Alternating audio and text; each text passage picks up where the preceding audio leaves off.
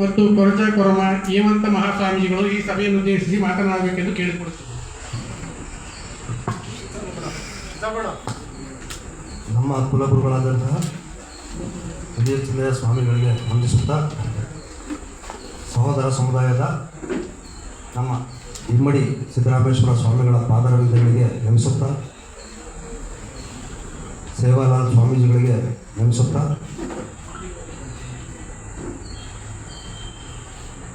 ವೈಮನಸ್ಸುಗಳು ಮನಸ್ತಾಪಗಳು ಹೊಟ್ಟೆ ಕಿಚ್ಚು ನೋವು ಬಾಧೆ ಇವು ಯಾವುದರಿಂದಲೂ ನಾವು ಸಮಾಜ ಕಟ್ಟೋಕ್ಕೆ ಸಾಧ್ಯವಾಗೋದಿಲ್ಲ. ಎಲ್ಲವನ್ನು ಹೊರತುಪಡಿಸಿ ಸ್ಥಾನಮಾನಗಳನ್ನು ಬಿಟ್ಟು ಕಿರಿಯರು ಒಂದೇ, ಬಲಿಷ್ಠರು ಬಲಹೀನರು ಒಂದೇ, ಹಣವಂತರು ಬಡವರು ಒಂದೇ, ಎಲ್ಲರೂ ಕೂಡ ಒಂದೇ ಅಂತ ಸೇರಿಕೊಂಡು ನಾವು ಇರ್ತಕ್ಕಂಥ ಎಲ್ಲ ಸಮುದಾಯದವರು ಸಹೋದರ ಸಮುದಾಯದವರು ಇವತ್ತು ಬಾಂಧವ್ಯ ಬೆಳೆಸ್ಕೊಳ್ಳೋಂಥ ಸಂದರ್ಭ ಬಂದಿದೆ. ಈ ಬಾಂಧವ್ಯವನ್ನು ಶಾಶ್ವತವಾಗಿ ಉಳಿಸ್ಕೊಂಡು ನಾವೆಲ್ಲರೂ ಒಟ್ಟುಗೂಡಿ ನಮ್ಮ ಶಕ್ತಿ ಪ್ರದರ್ಶನ ಮಾಡ್ತಕ್ಕಂಥದ್ದು ಬಹಳ ಮುಖ್ಯ ಆಗ್ತದೆ. ಮೊದಲಿಗೆ ಸ್ವಾಮೀಜಿಯವರ ಬಗ್ಗೆ ಹೇಳಬೇಕಾದ್ರೆ, ಬಿಸಿಲಿಗೆ ಬಳಲ್ತ ಒಬ್ಬ ವ್ಯಕ್ತಿ ಏನು ಮಾಡ್ತಾನೆ ಅಂತಂದ್ರೆ ಒಂದು ಹೆಮ್ಮರದ ನೆರಳಿಗೆ ಹೋಗಿ ನಿಲ್ತಾನೆ. ಆ ಮರ ನೆರಳು ಕೊಡುತ್ತೆ. ಆ ನೆರಳನ್ನ ಅನುಭವಿಸ್ತಾ ಅವನು ಹೇಳ್ತಾನೆ, ಯಾರಪ್ಪ ಈ ಮರ ಗಿಡ ನೆಟ್ಟವರು, ಈ ಮರ ಬೆಳೆಸಿದವರು, ಅವರು ಒಳ್ಳೆಯದಾಗಲಿ ಅಂಥೇಳಿ ಅವನು ಮುಂದೆ ಹೊರಟೋಗ್ತಾನೆ. ಕಾಣುವಂತೆ ಆ ಮರ ಎಲ್ಲರಿಗೂ ನೆರಳು ಕೊಡ್ತಾ ಇರ್ತದೆ. ಪ್ರಪಂಚಕ್ಕೆ ಕಾಣದೆ ಎಲ್ಲ ಜೀವರಾಶಿಗಳಿಗೂ ಉಪಯುಕ್ತವಾಗ್ತಕ್ಕಂಥ ಅಂತರ್ಜಲ ವೃದ್ಧಿ ಮಾಡ್ತಾ ಇರ್ತದೆ. ಅದು ಯಾರ ಕಣ್ಣಿಗೂ ಕಾಣೋದಿಲ್ಲ. ಇದು ಸ್ವಾಮೀಜಿಗಳಾದವರಂಥ ಕೆಲಸ, ಪೂಜ್ಯ ಸ್ವಾಮೀಜಿಗಳ ಕೆಲಸ ಸಮಾಜವನ್ನೇ ಶ್ವಾಸಿಸ್ತಕ್ಕಂಥದ್ದು,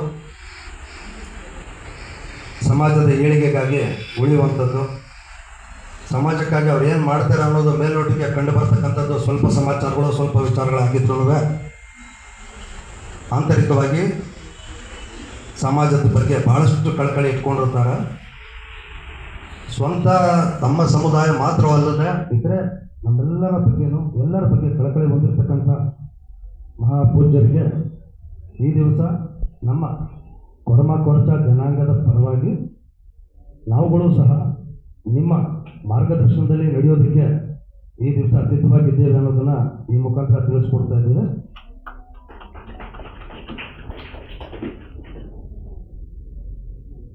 ಉಳಿದಂತೆ ಎಲ್ಲರೂ ಸದೃಢರಾಗಬೇಕು. ಈ ಮೀಸಲಾತಿ ಏನು ತಾಪತ್ರಯ ಬಂದು ಒದಗಿದೆ ನಮ್ಮೆಲ್ಲರಿಗೂ, ಇದು ಇವತ್ತಿಗೆ ಮುಗಿಯುವಂಥದ್ದಲ್ಲ, ನಾಳೆ ಹೋರಾಟ ಮಾಡಿದ್ರೆ ಮುಗಿಯುವಂಥದ್ದಲ್ಲ. ಇನ್ನೊಂದು ಸರ್ಕಾರಗಳು ಬರ್ತವೆ, ಇನ್ಯಾರಾದರೂ ರಾಜಕಾರಣಿಗಳು ಬರ್ತಾರೆ, ಯಾವುದೋ ಒಂದು ರೀತಿ ಕೆದಕ್ತಾರೆ, ಏನೋ ಒಂದು ಮಾಡ್ತಾರೆ. ಹೀಗೆ ಮೈಮರೆತು ವರ್ಷಾನುಗಟ್ಟಲೆ ನಮಗೆ ಮೀಸಲಾತಿ ಇದೆ ಅನ್ನೋದ್ರ ಬಗ್ಗೆನೇ ಅರಿವಿಲ್ಲದೆ ಬದುಕಿದಂಥ ಕಾಲಗಳು ಇದೆ. ಇವಾಗವರೆಗೂ ರಾಜ್ಯ ಪ್ರವಾಸ ಮಾಡ್ತಾ ಬರ್ತಾ ಇದ್ದೀವಿ. ಎಲ್ಲ ಭಾಗದಲ್ಲೂ ನಮ್ಮ ಜನಗಳಿಗೆ ಮುಖ್ಯವಾಗಿ ಆರ್ಥಿಕವಾಗಿ, ಸಾಮಾಜಿಕವಾಗಿ, ಶೈಕ್ಷಣಿಕವಾಗಿ ಅಂತ ಬಂದಾಗ, ಶೈಕ್ಷಣಿಕವಾಗಿ ನಮ್ಮ ಜನಕ್ಕೆ ಏನೇನೂ ಅರಿವಿಲ್ಲ, ಏನೇನು ಓದ್ಕೊಂಡಿಲ್ಲ, ಯಾವುದೇ ಥರದ ತಿಳುವಳಿಕೆ ಇಲ್ಲ. ನಮ್ಮ ಜನಕ್ಕೆ ಬಹಳಷ್ಟು ಕಡಿಮೆ ಪ್ರಮಾಣದಲ್ಲಿ ವಿದ್ಯಾವಂತರು ಸಿಗ್ತಾರೆ. ಉಳಿದಂತೆ ಮೀಸಲಾತಿ ಇದ್ರ ಬಗ್ಗೆ ಮಾತಾಡೋಕೊಟ್ರೆ ಅದೇನೋ ಇತ್ತ ಅನ್ನೋದ್ರ ಬಗ್ಗೆನೇ ಅವ್ರಿಗೆ ಅರಿವಿರಲ್ಲ.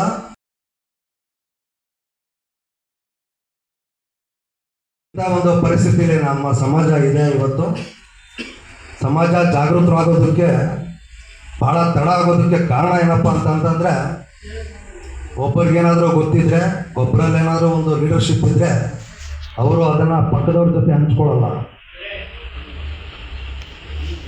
ಇನ್ನೊಬ್ಬರಿಗೆ ಅದನ್ನು ತಿಳುವಳಿಕೆ ಕೊಡುವಂಥ ಕೆಲಸ ಮಾಡಲ್ಲ. ಅದರಿಂದ ಸಮಾಜ ಭಾಳ ಹಿಂದೆ ಉಳಿದಿರ್ತದೆ. ಎಲ್ಲಿಂದ ಬರ್ತಕ್ಕಂಥವನು ನಮ್ಮ ಮನೆ ಪಕ್ಕದ ಸೈಟ್ನಲ್ಲಿ ಒಂದು ಮನೆ ಕಟ್ತಾನೆ ಅಂತಂದರೆ ಅವನ ಮನೆಗೆ ಕ್ಯೂರಿಂಗ್ ಮಾಡೋದಕ್ಕೆ ನೀರು ಕೊಡ್ತಾರೆ. ಸ್ವಂತ ಅಣ್ಣ ತಮ್ಮ ಯಾರನ್ನ ಮನೆ ಕಟ್ತಾನೆ ಅಂತಂದರೆ ಅವರ ಹೆಂಡತಿನ ಇನ್ನೊಂದು ಮತ್ತೊಂದು ಯಾರ ಕಡೆದು ಹೇಳ್ಕೊಟ್ಟು ಇನ್ನೊಂದು ಮಾಡಿ ಸ್ವಂತ ಅಣ್ಣ ತಮ್ಮ ಮನೆ ಕಟ್ಟೋದಕ್ಕೆ ಅನುಕೂಲ ಮಾಡಿಕೊಡೋದಿಲ್ಲ. ಅದಕ್ಕೆ ತಕರಾರುಗಳಾಗ್ತಾರೆ. ಸುಮಾರು ನ್ಯಾಯಾಲಯಗಳಲ್ಲಿ ಹೋಗಿ ನೋಡೋಣ, ನ್ಯಾಯಾಲಯದಲ್ಲಿ ಇರ್ತಕ್ಕಂಥದ್ದು ಎಷ್ಟು ಕೇಸ್ಗಳಿವೆಯೋ ಅದರಲ್ಲಿ ಮುಕ್ಕಾಲು ಭಾಗದ ಕೇಸ್ಗಳು ನಮ್ಮವ್ರದ್ದೇ ಆಗಿರ್ತದೆ. ಅದು ಹೊಡೆದವರು ಅಣ್ಣ ತಮ್ಮಂದಿರು ಸಂಬಂಧಿಕರುಗಳೇ ಹೊಡೆದಾಡ್ಕೊಂಡು ಈ ಥರ ಪರಿಸ್ಥಿತಿಗಳಿಗೆ ಬಂದು ನಿಂತಿರ್ತೀವಿ. ಇದನ್ನೆಲ್ಲ ನಿಲ್ಲಿಸಬೇಕು. ಆದಷ್ಟು ಎಲ್ಲರೂ ಜಾಗೃತರಾಗಬೇಕು. ನಮ್ಮಲ್ಲಿ ಹೊಂದಾಣಿಕೆ ಹೆಚ್ಚಬೇಕು ಮತ್ತು ನಮ್ಮಲ್ಲಿರ್ತಕ್ಕಂಥ ಯಾರಲ್ಲಾದರೂ ಸರಿ ಇರ್ತಕ್ಕಂಥ ಎಲ್ಲ ಜ್ಞಾನವನ್ನು ಇತರರಿಗೆ ಹಂಚುವವನೇ ಉತ್ತಮವಾದಂಥ ಪ್ರಜೆ ಆಗೋಕ್ಕೆ ಸಾಧ್ಯ. ಎಲ್ಲ ವಿಚಾರಗಳನ್ನು ಹಂಚಿಕೆ ಮಾಡಿ ವಿಚಾರಗಳನ್ನು ಬಚ್ಚಿಟ್ಕೊಂಡು ಯಾರಿಗೂ ತಿಳಿಸಿದಂತೆ ತಮ್ಮೊಳಗೆ ನಷ್ಟಿಸೋದಕ್ಕೆ ಬಿಡಬೇಡಿ. ಎಲ್ಲರಿಗೂ ಒಳ್ಳೆಯದಾಗಲಿ. ಶರಣಾರ್ಥಿಗಳು.